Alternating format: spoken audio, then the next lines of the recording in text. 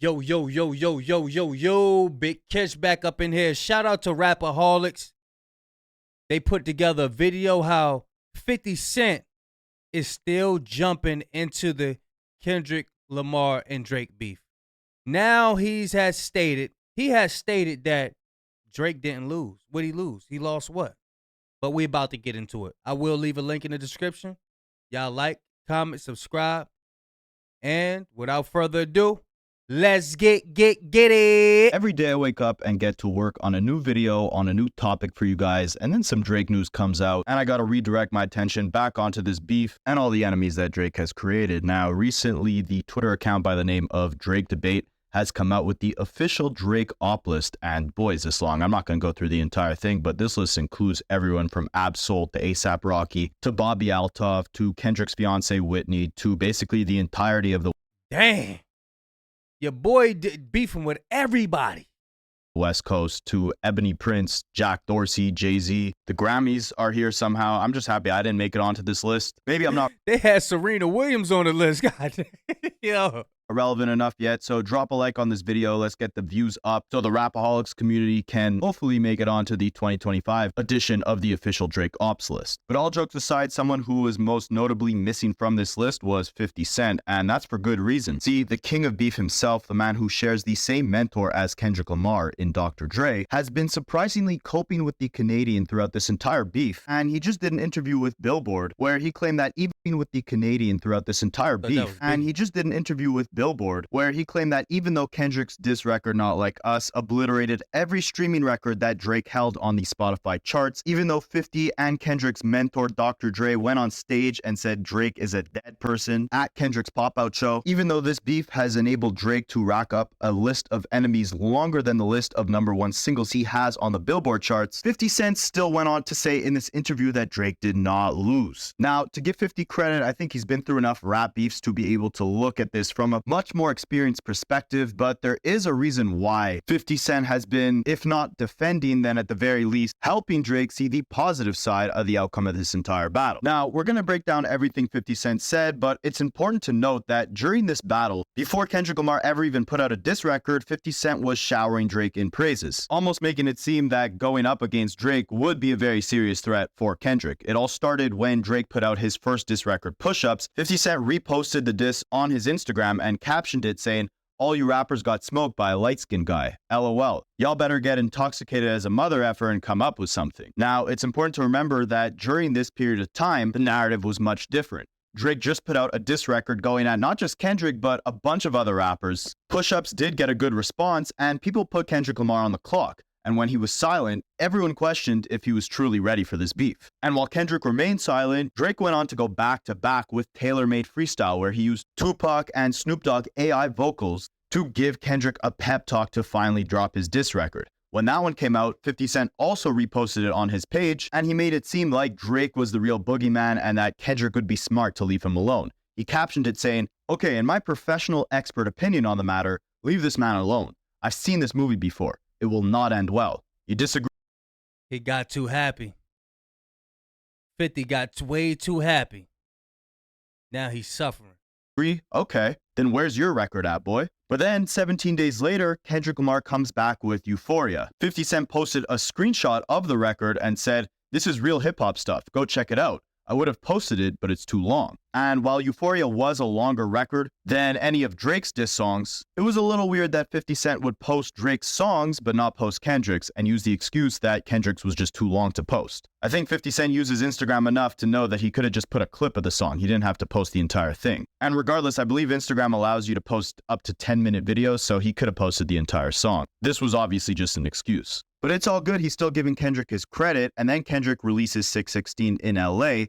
50 Cent also posts a screenshot of that record, not the full record, and said, "Oh, it's lit. Kendrick won again. I heard Drake got a bomb waiting though." And it's interesting because where could 50 have heard that from if it wasn't from Drake himself? And it likely was from Drake himself because later that day, he dropped what he thought would be his red button with Family Matters. And 50 Cent reposted the song, not just a screenshot of it, and put the caption, "I told you guys to leave him alone. Now he's spinning on y'all." Oh, so he backing up Drake way more than he doing K-Dot, but he trying to still play the middle though. It ain't working. We see right through you, boy. Buddy must unalive. So I guess 50 thought that Family Matters was enough of a bomb to destroy Kendrick and everyone else that Drake was going up against. And in the Family Matters music video, Drake was even rocking a chain that said G-Unit on it. Not to mention, in his push-ups record, he even said that people got him out here talking like he's 50. So at the very least, Drake was paying a lot of homage to 50, and 50 was appreciating the shoutouts and the diss record, so he spoke highly. Yeah, I know. This the gift that he give him. This the gift that he give people, and then they have him on his side. He'll shout him out. He'll put him out there, and then they compromise. Of them on Instagram. But 30 minutes after Family Matters, Kendrick released Meet the Grams. This completely stomped on Drake's whole rollout of the music video, the diss track, of everything, and 50 Cent went back on Instagram and said, "I'm behind over here. Kendrick done fired twice. I gotta really listen to this stuff. Hip-hop, we are the culture." So it was just a little odd that throughout the entire battle, 50 Cent would repost Drake's records. He wouldn't post Kendrick's. Instead, he would just post screenshots. And once Kendrick dropped Meet the Grams, 50 was like, all right, I'm behind now. I haven't listened to Kendrick's records yet. But somehow he knew in advance that Drake was about to drop a quote-unquote bomb on him. And then a couple months later in July, 50 Cent and Drake were seen at a club in Toronto, and 50 Cent would post pictures with Drake on his Instagram with the caption saying, "Brainstorming last night, me and Drake. Gonna get the movie rolling. Biggest thing on your TV. Greenlight gang." So things start to align now, as we could see that Drake and 50 Cent obviously are about to pursue some sort of business venture in television together. 50's a smart businessman at the end of the day, so he obviously knows that by speaking highly of Drake or not framing it like Drake is losing in any capacity, especially with that opinion coming from someone as vetted as 50 is within rap beefs, then it obviously helps Drake's reputation and furthermore helps both 50 and Drake sell their television series to a larger audience. Plus, I'm sure Drake's not going to sell his life story to you if you're just all over Instagram saying he got destroyed in a rap battle. And later that same month that 50 linked up with Drake in Toronto, he also did an interview with The Hollywood Reporter where he touched on the entire beef, saying that it wasn't a loss for Drake. He said, "This is hip-hop. I think it's competitive to a degree, obviously. Even Drake, his position and the attitude and his choices, those are 50 Cent choices. F it. Everybody gotta get it then. When it becomes Drake versus Kendrick, it's because Kendrick..." So from the beginning, 50 had something going on where he was putting together a movie with Drake. And this battle, this battle fucked it all up. You know what I mean? Is the only rapper you can put up against Drake's success. He also believes that when it comes to Drake, people just hate seeing his long, successful run at the top, and so they're trying to come at the throne and tear down his reputation so that they could have a chance at that top position. He said, "Look, our culture loves to see you go up because it's confirmation that they could go up. But when you stay up, like Drake said, 'I want this stuff forever, man,' they go, 'Well, damn, when are you going to come down? If you don't come down, then I'm not going to have my chance to go up.' And then it's these clouds that come over you, and that cloud is doubt. A shadow of doubt that doesn't come from your material or your work ethic. It's doubt from the artist community, where they say, 'I don't know, his new stuff is cool, but it's not his first stuff.' They do that to you, and Drake's just experiencing what you experience as a backlash from success, from the consistency he's delivered over and over. I don't see a loss for Drake. The people who bought Drake's material are going to buy Drake's material when his next song comes out." And 50 was saying, unlike what Kendrick did to Drake, when 50 goes at his enemies, they really lose everything. Drake didn't. He said, "Now the stuff that I do, it ruins your whole effing career." And between back then and... Well, poke your head out at Dot. See what happens. See if you don't put a beam on that motherfucker. Yeah, I wish you would, boy. July, when 50 did this interview, all the way up until now in October, Drake has given us over 10 new records. None of them have had a lasting impact on the Billboard charts like his records usually do. Meanwhile, Kendrick just announced that he's going to be performing at the 2025 Super Bowl. A lot of Drake's moves and success after this beef mirror the outcome of Ja Rule's career after his beef with 50 Cent. So with 50 having first-hand experience on this matter, has his opinion on Drake changed today compared to where it was a couple months back in July? Well, again, he did a recent interview with Billboard where he spoke on the beef again, as well as a bunch of other really interesting things about his career, his legacy, his respective beefs, and a lot of other stuff. So let's unpack it all. So 50 started the interview off speaking on longevity. If you guys didn't know, 50 Cent just wrapped up his most recent tour, and he became the second rapper, ironically after Kendrick Lamar, to gross over $100 million on tour. The only other rappers who ended up breaking that record as well were Drake, Nicki Minaj, and Travis Scott. So let's put it into perspective here.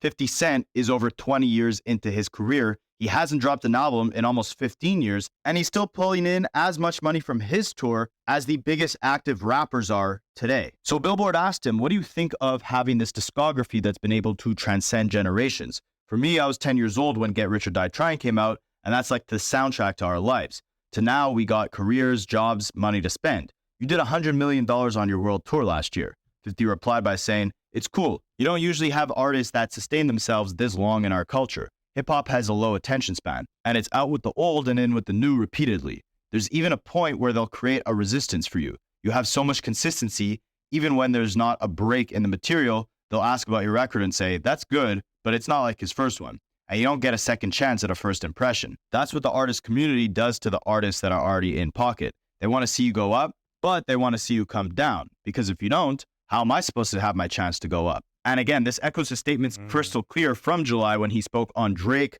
the entire beef, and how everyone's trying to paint the narrative that Drake lost in order to see him lose that #1 position that he's kept for so long. And this is when he starts bringing up Drake. The interview didn't even ask about Drake, but I guess all that talk about longevity led 50 to think about the current position Drake's in, so he proceeded to say, Drake's in that same position right now. They're trying to resist the music because he put out some things that are dope. I say a lot of things on social and they get upset because they look and go, I'm automatically supposed to be on Kendrick's side because of my association with Dr. Dre.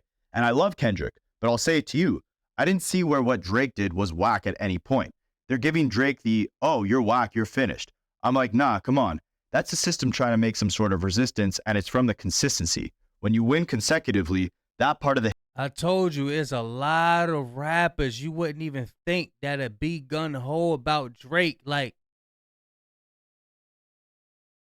they just doing too much. Fat Joe, for example, they doing too much. Telling you, they paid off by UMG. I don't even think Drake paying these people off. I just think it's UMG just contacting rappers. Look, you would still want to be in this thing? Go help Drake out. Hey, look, we need you. Go help Drake out. We need you. Go help Drake out. UMG, look, they own a lot of stuff, man. They got a lot of money. The hip-hop demographic wants you out of there. I started to feel the resistance for the Curtis album. Now, what he's referring to here is the fact that 50 Cent's third album, Curtis, came off the heels of two of the biggest hip-hop albums of all time, Get Rich or Die Trying and The Massacre. Each of those albums sold over 5 million copies in the US, spawned a bunch of hits, but now it was 2007. 50 Cent was allegedly suffering from writer's block. His singles weren't hitting the same way that his singles from his earlier albums were, and he was gearing up to drop his third album, Curtis. Simultaneously, a massive shift was happening within hip-hop to the point where one of the greatest veterans, Nas, declared hip-hop as dead. Trap music was emerging with guys like T.I., Gucci Mane, and Jeezy beginning their long runs in the mainstream. Jay-Z, the biggest rapper in the world, had bowed out of the game and retired. And you had his protege, Kanye West, blowing up in the mainstream with a completely different aesthetic and style of music than we had ever seen before. The exact opposite of the archetype of what 50 Cent was. Kanye was vulnerable, he was into art, he was into fashion, he rocked a pink polo, he never sold drugs, but instead he worked at the Gap. His mother was an art teacher or an English teacher, I forget what. His first single was about Jesus. He never talked about killing anybody. The cover to his first album was him in a bear costume. Meanwhile, the cover to 50 Cent's first album was him standing with a massive bullet hole surrounding him. So you could see the aesthetic of both of their personalities was vastly different. There was a vast contrast. So with the rise of Kanye West, with this complete shift in the norm of what a mainstream rapper should look like and sound like, by the time 50 Cent was gearing up to drop his third album, he wasn't necessarily in the same good graces with mainstream hip-hop fans as he might have been 4 years prior with his first album, Get Rich or Die Trying. And that's what 50's saying here, in that he was on top for so long. The type of person that he was within his music was accepted as the norm within mainstream hip-hop for so long that now when something new comes along, people were very quick to discredit 50's new work, or if it didn't hit like that first album did, then the narrative would be like, oh, this guy fell off. So 50's basically saying Drake is in that same position where he's been on top for so long. After 15 years, now he's making albums that might have not been as successful or hit the same way that a Take Care did or Nothing Was the Same. So people are much harsher on their criticisms of him, and everyone's kind of quick to come up with an excuse to get him out of that top position. Now, in 50 Cent's case, he did feel that sense of urgency to continue fighting for that top position. the same way Drake did when he chose to take on that challenge of battling Kendrick Lamar. In 50 Cent's case, it wasn't an actual rap battle, but it was a sales battle. He moved the release date of his album Curtis to the same day that the newcomer Kanye West was about to release his album Graduation. They were both supposed to face off. Kanye smashed him. He outsold him. And see who would sell the most copies. 50 Cent said if Kanye West sold more than him, he would retire and never make music again. Obviously, that didn't happen, but they did have a legendary sales battle, and Kanye West did end up outselling 50 Cent by about 300,000 copies in the first week, which marked that massive shift in the sound of mainstream hip-hop. And 50 touched on that in this interview when the interviewer asked him, with you and Kanye West facing off in 2007, what do you remember about that time? Because it represented two different sectors of rap. 50 said, we made the highest sales week for hip-hop culture, doing that and being competitive. People that were participating as fans were buying more than one copy of it because of the competitive side of it. When you look at it, we had to stand together to face off, but we never had an issue. That was his quote-unquote break album that broke him in. If I was trying to combat that, I would have went on tour with him because I had all the material from the Get Rich or Die Trying album, the Massacre album, all those massive albums that worked ahead of his Graduation album had already drawn form. I was already much bigger than him. He just had that one record. Basically saying if they went on tour around that time, if he really wanted to show the world, look, I'm much bigger than Kanye West, he would have went on tour with him. Kanye wouldn't have had as many massive records as 50 Cent would have at that time. And even though Kanye had outsold him that week, by doing a tour together around that time, 50 Cent would have still showed the world, like, look, he might have outsold me with this album, but he's at the top of his game right now. He doesn't have the longevity or the collection of hits that I do. And the interviewer responded by saying, that's some Art of War stuff right there, 50. It represented two sides of rap back in 2007, with 50 being the street dude making hit records and Kanye's representing the high fashion with a different production looking for a stadium status. 50 said, anything that was less aggressive. Look at the College Dropout or the themes of his records versus Get Rich or Die Trying, The Massacre, and Curtis. My albums were a lot more aggressive, but they gave him all the trophies. They would rather hip-hop be what he was at that point. He was like, F that, Beyonce's supposed to have that. I'm like, yo, they be tweaking. But I don't think anybody's been through more or have more reasons to fall apart than Kanye. The success of his project comes, and his mom passes away. So what have you been praying for? The gift is a curse. You lose that, and he had real reasons to F and be out of it. He did the right thing. He went to work. Then the conversation went back onto Drake, with 50 Cent talking about the advice that he gave to Drake as far as what his next move should be. He said, I was telling him, it's not him. I'm listening on the outskirts. It's not you. Don't let yourself think that for a second. On some real stuff, I said, they said you lost. Okay, well, what did you lose? What exactly did he lose? If he got... Drake, man, don't listen to 50 Cent, bro. It's you. Take you a break. Stop painting your nails. Go get you a phone with an army case on it. Get rid of the Hello Kitty stuff. Get rid of the pigtails. Stop using so much gel in your hair. Get rid of the barrettes and all of that. Go take a nap. Then come back a couple months after the Super Bowl. Then I might put in a word for you. Maybe I'll give you a job.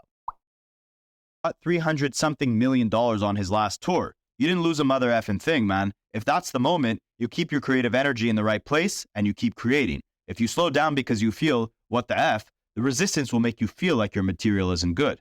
Then you got to figure out how to keep pushing, how to keep creating, because that's what it feels like to you at the moment. That stuff was good for hip-hop. It made both of them create quality material faster. And while I do agree with 50 in the sense that Drake shouldn't let the loss of this battle necessarily dictate how he's going to put out music in the future, and he shouldn't overthink it because then the insecurity just builds up and it becomes harder and harder to channel that creativity because you just feel like you're trying to prove yourself or impress or play catch up so that you can appease the general public. But at the same time, while yes, he should keep it pushing, he shouldn't let it affect his creativity. He should still channel that creativity and just focus on getting bigger, on putting out better music. I do think you got to accept when things are changing. And I think Drake is the best person in hip hop to do that. He understands the youth. He understands the different shifts in the overall landscape of music. That's why he's been able to stay around for so long and evolve so much and still continuously put out hits, is because he stays tapped into what's new and what's resonating with the younger generation, and he finds a way to incorporate it into his world. But this draws a lot of parallels to the 50 Cent and Kanye West battle back in 2007.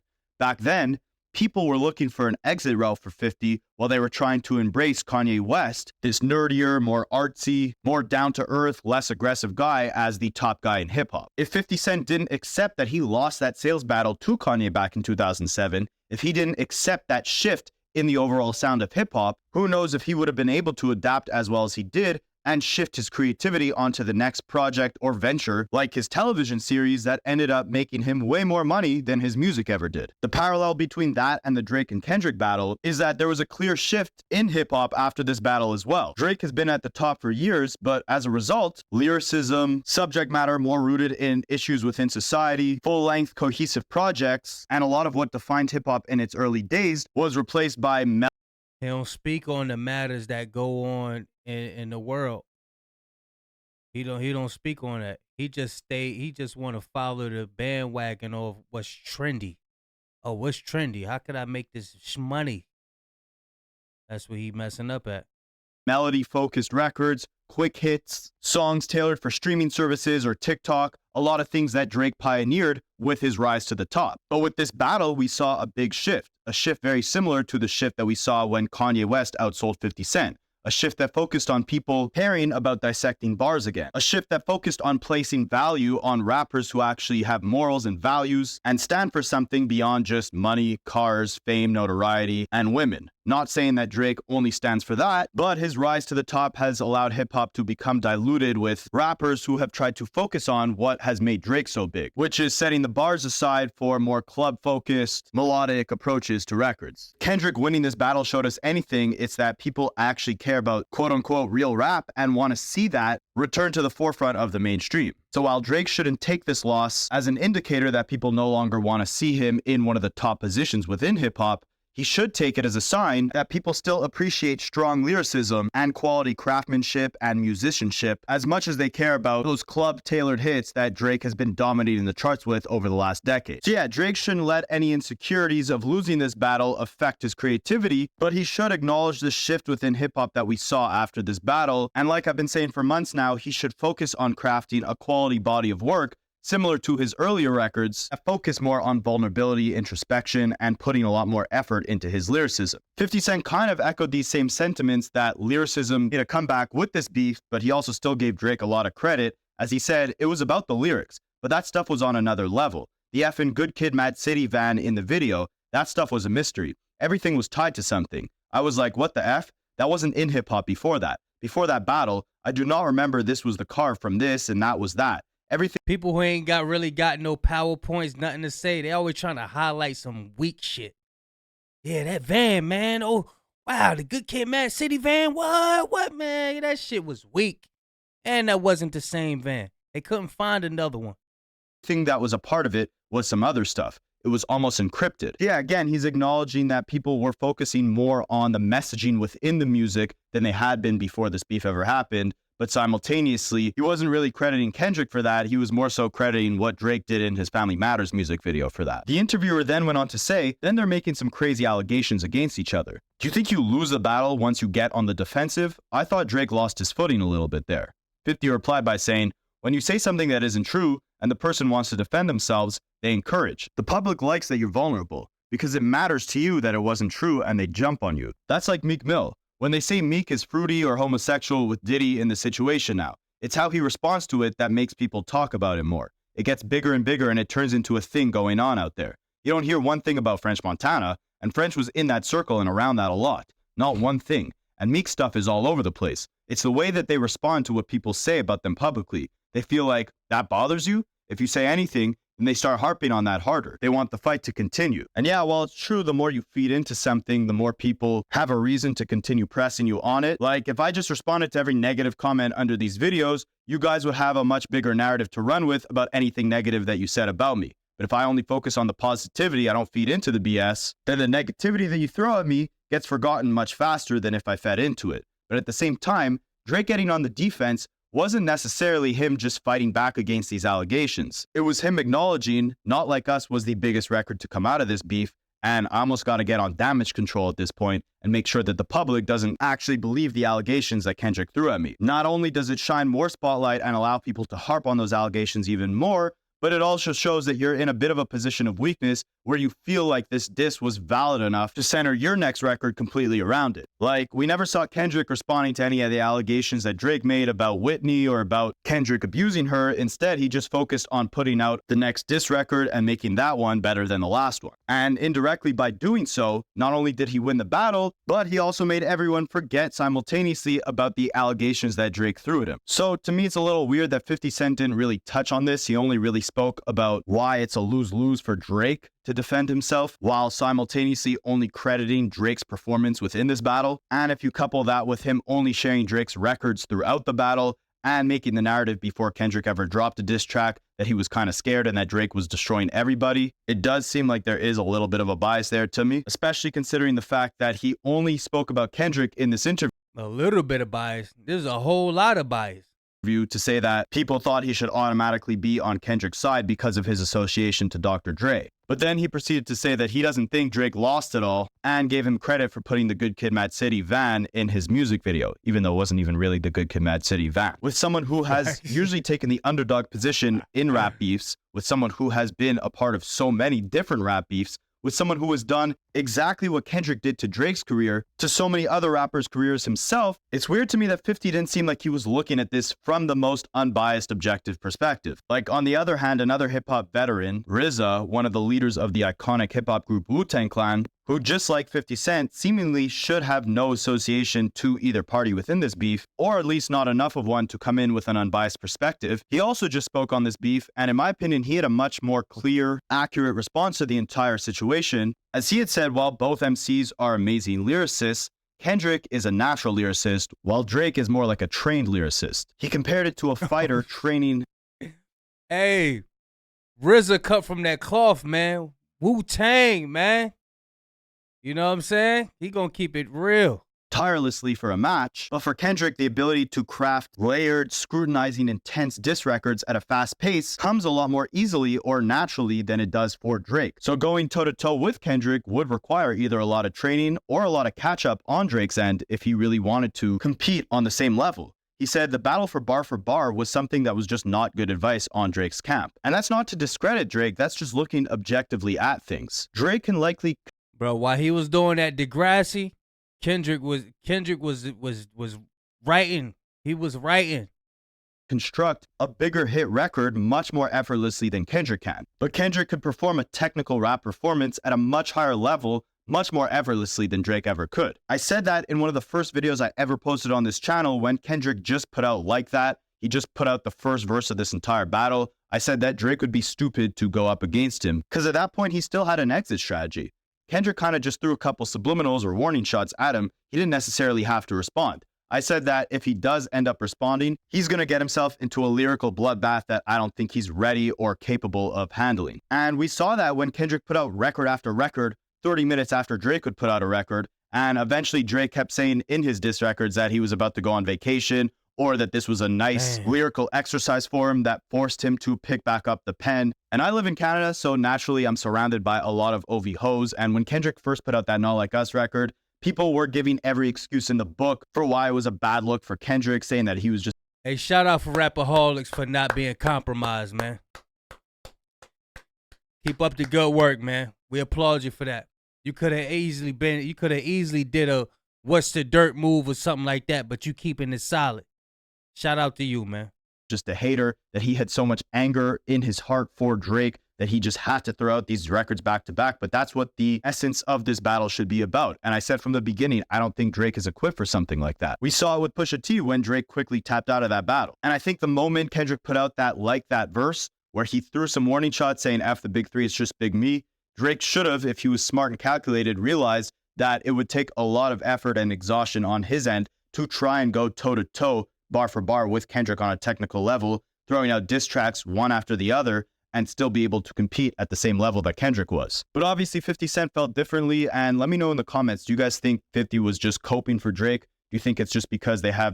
Y'all let me know what y'all think. I think 50 had some business dealings with Drake, and he was about to make a lot of money with Drake, getting him to act, you know what I'm saying, that because that's his original lane. And I think this battle had messed it up. And what 50 Cent is doing is trying to recover Drake's name. I might be tripping. I might be wrong. Y'all let me know what y'all think. What do y'all think 50 Cent's motive is, if he have any motives at all? I want to hear from y'all. Y'all put in the comment section. Don't forget, the members is up. If y'all want some exclusive content, if y'all want early content, you know what I'm saying? Join the membership. Join the Get It gang. You know what I mean? But yeah, y'all let me know what y'all think. Like, comment, subscribe. I will leave a link in the description. Big Kish signing out. I am gone.